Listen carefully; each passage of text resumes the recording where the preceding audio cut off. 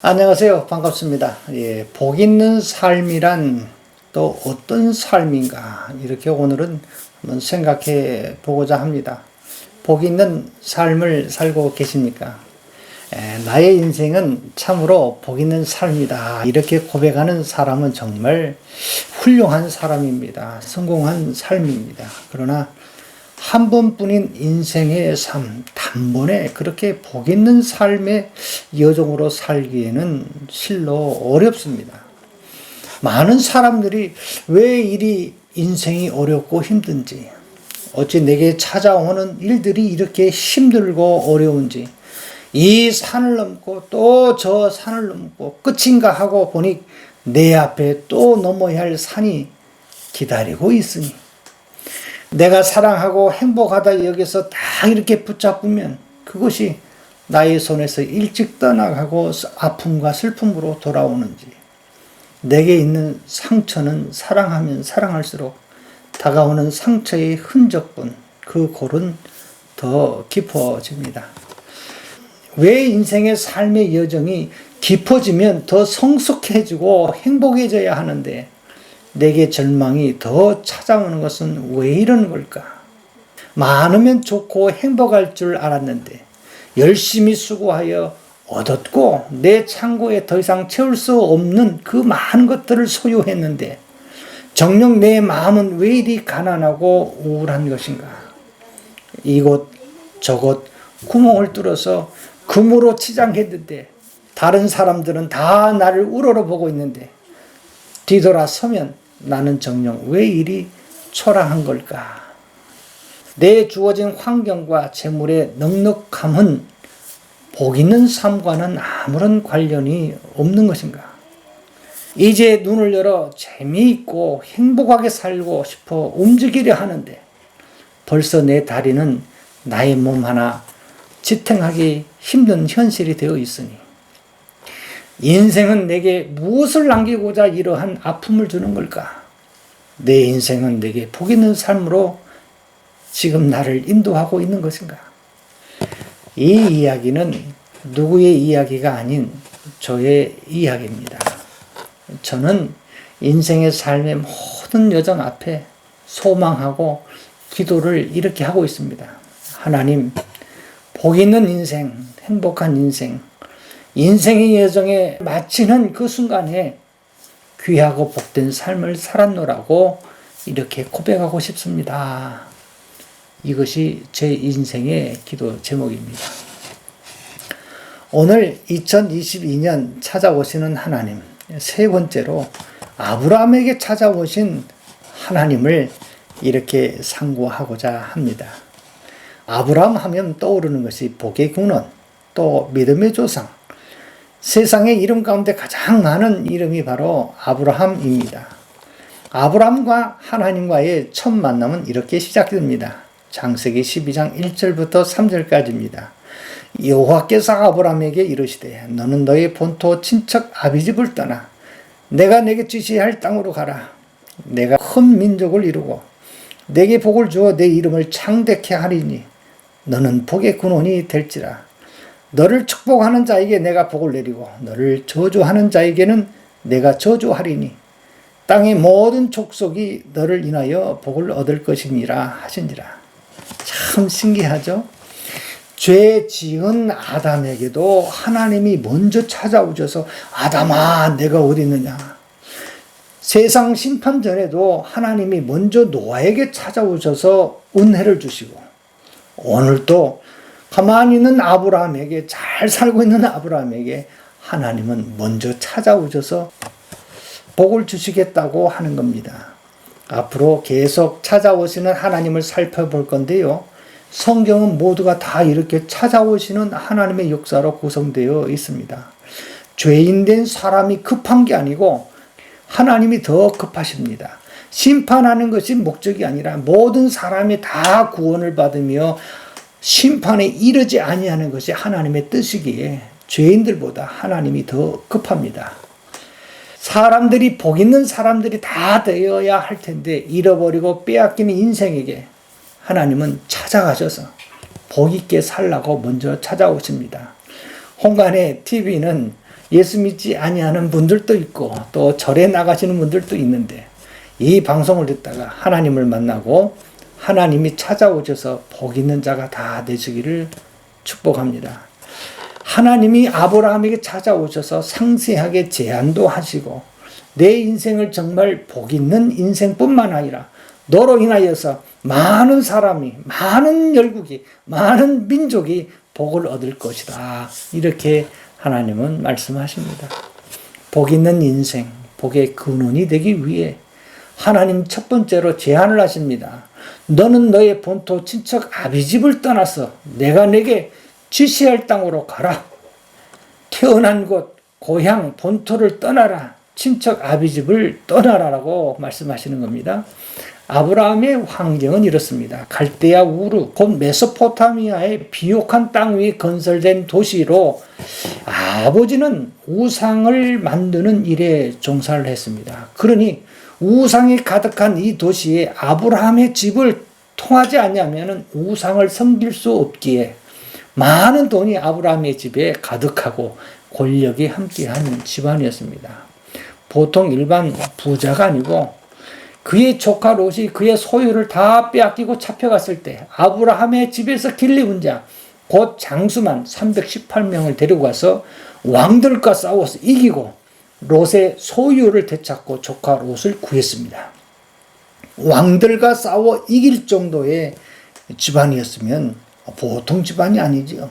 이거는 지주를 넘어서 또 영주, 왕처럼 권세가 있는 그런 집안이었습니다. 그런데 하나님은 복 있는 인생이 되기 위해 그것을 모두 다 버리고 떠나라고 이야기를 합니다. 쉬운 이야기가 아닙니다. 그런데 아브라함은 떠납니다.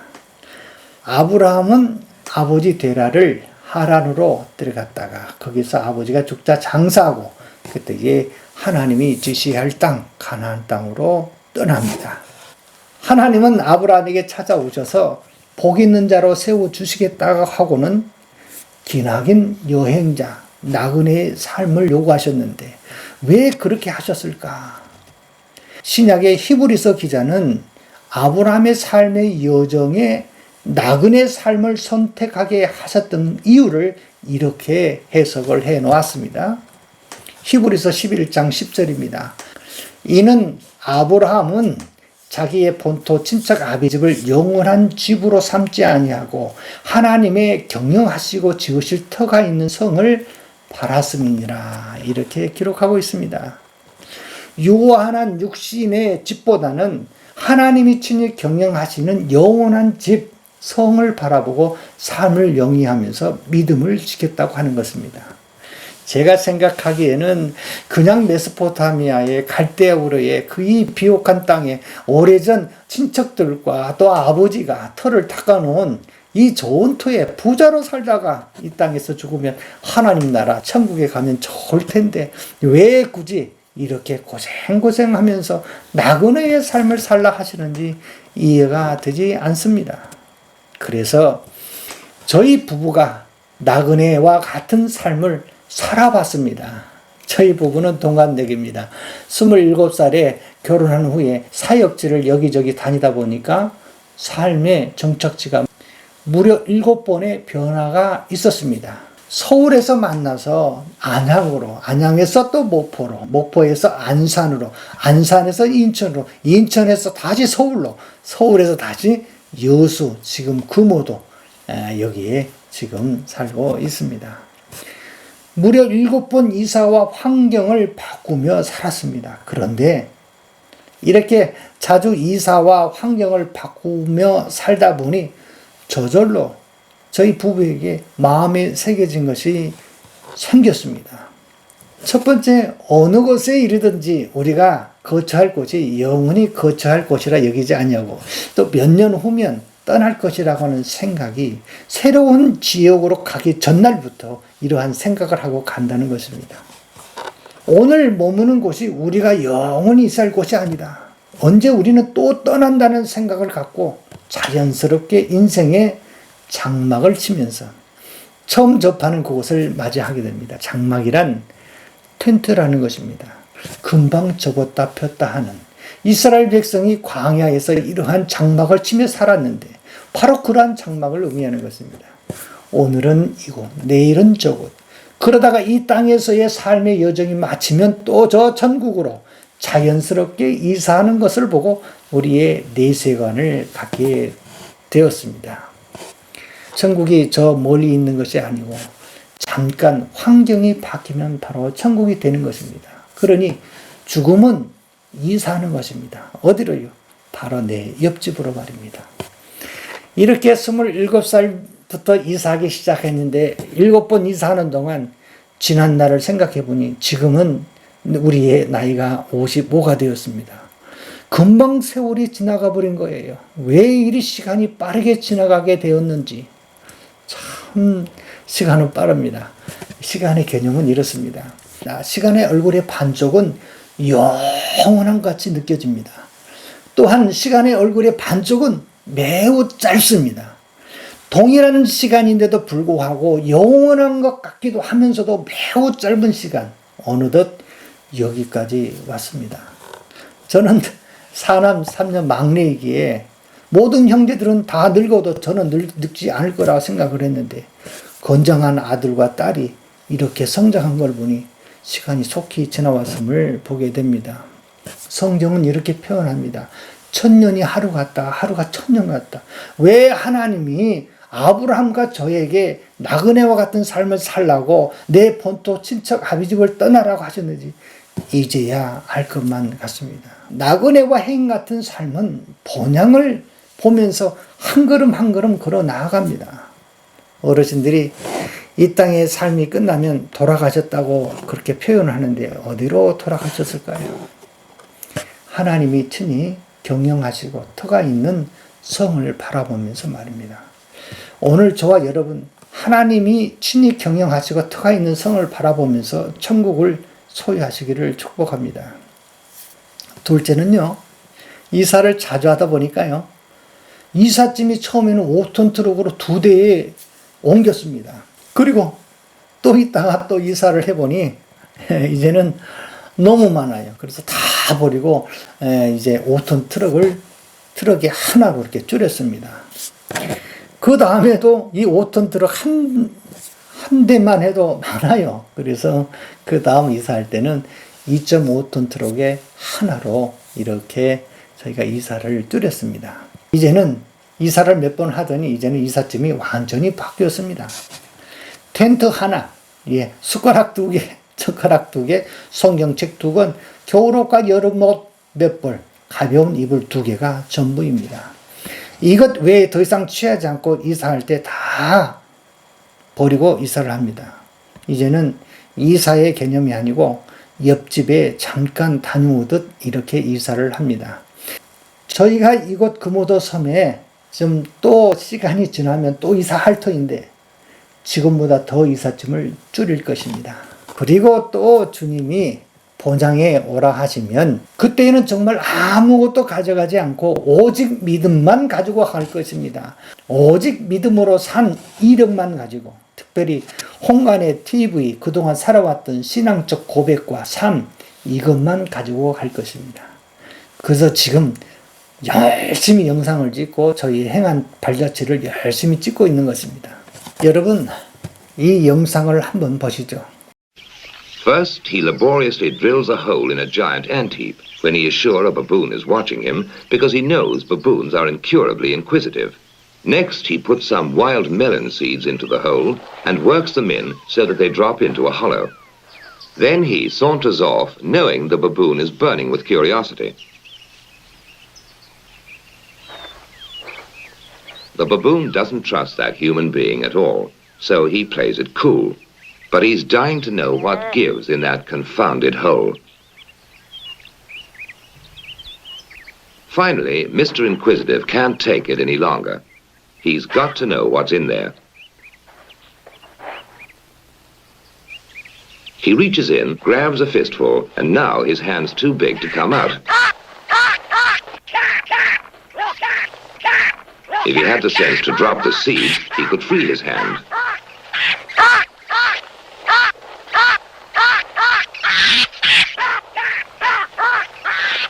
Now he lets go when it's too late. 예, 그냥 보기에는 원숭이가 참 미련한 놈이다 이렇게 보여지지만 또 참 재밌는 영상 같으면서도 좀 씁쓸해요. 왜냐하면 그 원숭이가 누구를 많이 닮았습니다.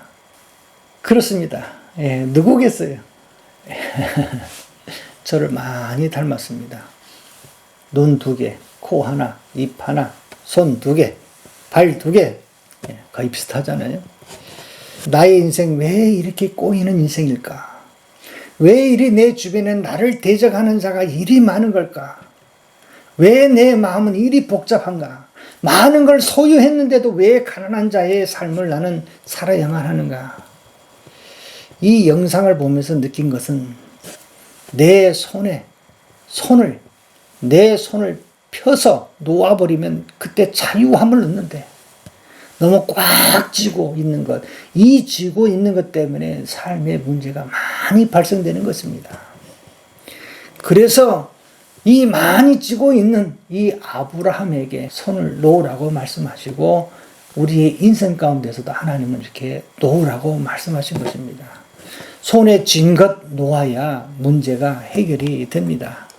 놓을 때 가벼워지고 놓을 때 자유로워지고 놓을 때 강해집니다. 인생의 최고의 경영자는 주께서 부르신 그날에 아무것도 남기지 않고 오직 믿음만 남기는 인생이 최고의 경영자입니다. 세 번째, 이렇게 이사를 자주 하다 보니 또한 이렇게 삶의 환경을 바꾸고 변화를 주게 되면 힘들고 어려울 것 같은데 절대 그렇지 않습니다.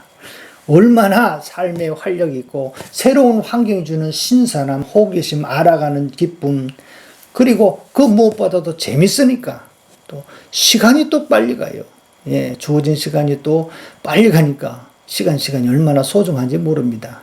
또 하나님이 만나는 모든 사람과 환경에 순적함을 하나님이 주시는데 너무 놀랍고 감사하는 역사가 수시로 일어납니다. 마치 내 뒤에 이렇게 프레임카드가 이렇게 적어져 있는 것처럼 말이죠. 너를 축복하는 자에게 내가 복을 내리고 너를 저주하는 자에게 내가 저주하리니, 만나는 사람마다 하나님께서 축복의 길을 열어주시고 순적하게 하시는지, 저러한 삶에는 몸이 많이 따르겠구나 이렇게 생각하는데 전혀 그 반대입니다. 사는 것 유치하지만 그래도 냉장고가 가득 차서 쌓을 곳이 없습니다. 연고도 없이 지인도 없이 이렇게 내려왔는데 이 동네 모든 분들이 어떻게 사는지, 저 사람이 어떻게 사는지 이분 저분 온 동네가 관심을 갖고 이렇게 많은 사랑을 줍니다. 예. 찾아오는 손님의 발길이 참 끊이지 않을 정도라 표현할 정도로 많은 사랑을 받고 있습니다. 복 있는 사람은 사람으로도 오는 축복이 머무는 그러한 인생의 삶을 말합니다.